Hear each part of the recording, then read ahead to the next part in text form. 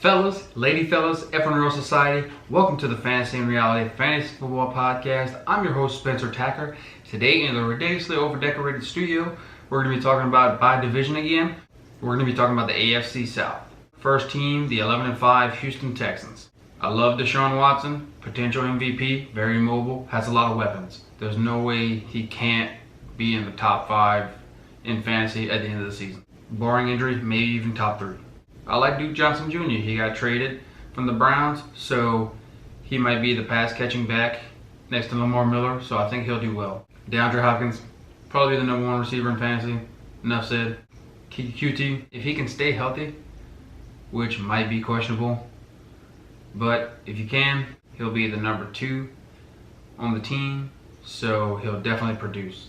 Guys I don't like, Lamar Miller, he's going to be consistent, going to be quiet, get the volume, but he's just not a guy I want right there. There's probably someone with a higher upside that I can get around him. Will Fuller, I don't like.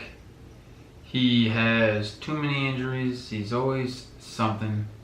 So even though if he stays healthy, he's definitely going to be a guy that you can target and it will be good, just like QT.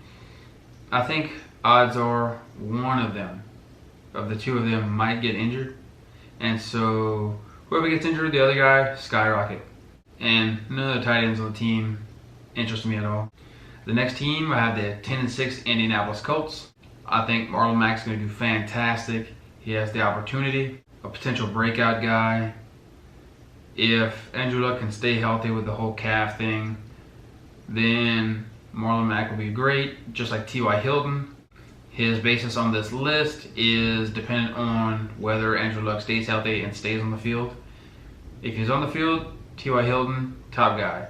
If he's not, then Hilton won't be a guy that I'll target. I like Nyheim Hines, another value double-digit guy. He could be a pass catcher, a guy that's valued late on your team. He could be a good addition. Funches, Paris Campbell should both be good because Andrew Luck is their quarterback. So just like in Houston, whoever the number 2 is going to be a good player. I don't like any of the tight ends, Eric Ebron, Jack Doyle, Mo Cox, because there's too many of them. They're going to probably split. So I think I could find someone a little bit higher than they are. That'll be better for my team, produce more, rather than the question of who's going to get the ball between those 3. And like I said, Andrew Luck is for now on my likes list, just like T.Y. Hilton. But if he can't stay healthy, he's going to have to drop down. The next team, the 5-11 Jacksonville Jaguars. I'm a huge fan of Fournette. If he can stay healthy, he's going to see so much volume. He's going to run through everyone. The biggest thing, like always, is his health. If he can stay healthy, dude's going to dominate.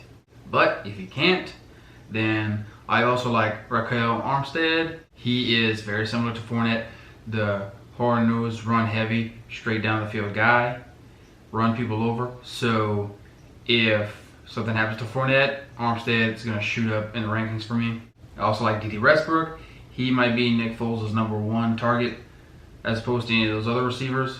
So I'm liking D.D. Westbrook. The guys I don't care for too much, Nick Foles, his first year there. The receivers aren't that great. They're decent.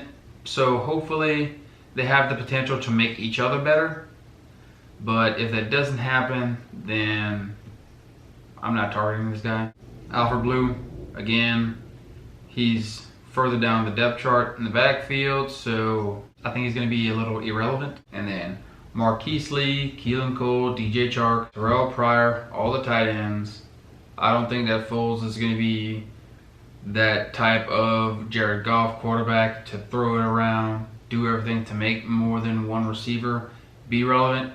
Hopefully he can, but I don't see that happening. And the 4th team in this division, the 9-7, surprisingly, Tennessee Titans. I like Derrick Henry. If he stays healthy, he'll produce. He showed out last year. Hopefully he can continue that.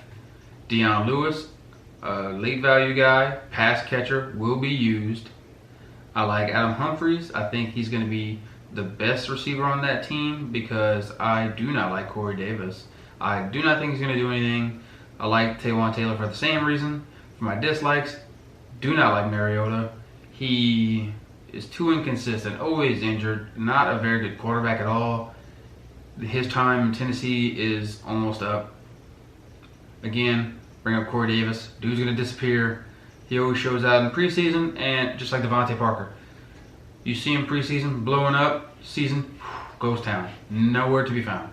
And unfortunately, I also have to put Delaney Walker in this category, even though he was always super consistent. Last year, he hurt his leg, out for the whole season. So hopefully he can come back with a bit of a vengeance, chip on his shoulder, and produce. But I just think he's getting up there in age, so he might start getting injured more, and I don't need that on my team, so I don't think you do either. But that was it for my AFC South. Guys I like, guys I didn't like. You let me know who you liked, who you didn't like, as always. Feedback, critique, let me know your thoughts. But as always, thank you for tuning in. Thank you for all your support. Feedback, questions, topic suggestions down there in the comment section. I'll try to answer anything and everything that you have. Remember that sports are supposed to be enjoyed together, so please tell someone about us so we can grow this channel. If you tell others about us, they'll do the same thing, it'll grow, we'll all get better as fantasy players, and that's the goal. Smash that thumbs up. Don't forget to subscribe so we can try to keep giving you the content to be the best. But lastly, God bless America, God bless fantasy football. Take care.